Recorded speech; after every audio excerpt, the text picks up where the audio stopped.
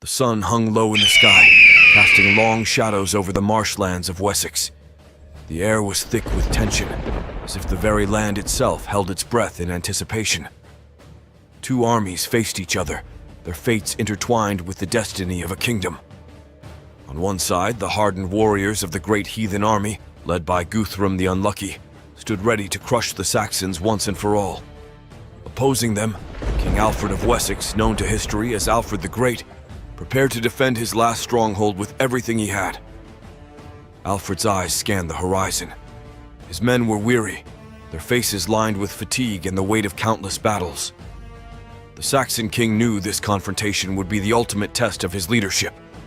He had studied the strategies of the ancient Romans and applied his learning to the art of war, but even he felt the creeping fingers of doubt.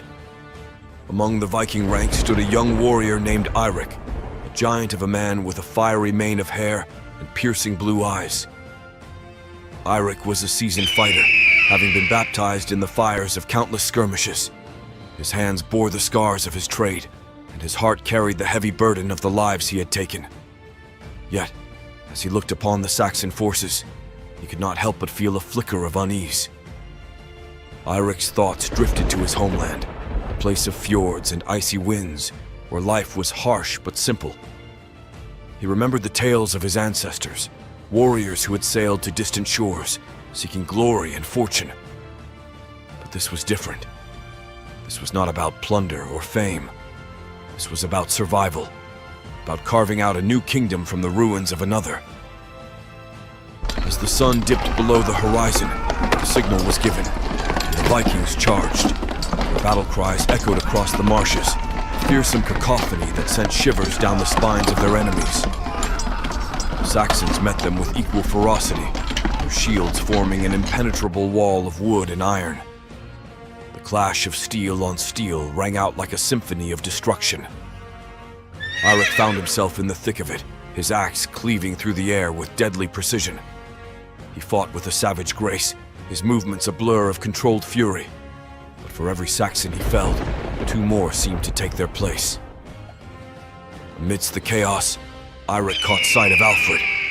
The Saxon king fought with a determination that belied his frail appearance. He moved with purpose, rallying his men, inspiring them to stand firm in the face of the onslaught. There was something about him, a fire that burned bright even in the darkest of times. The battle raged on, the outcome hanging in the balance. Eirik could feel his strength waning, his limbs growing heavy. He knew that this was a battle that neither side could afford to lose. The future of Wessex, and perhaps all of England, hung in the balance.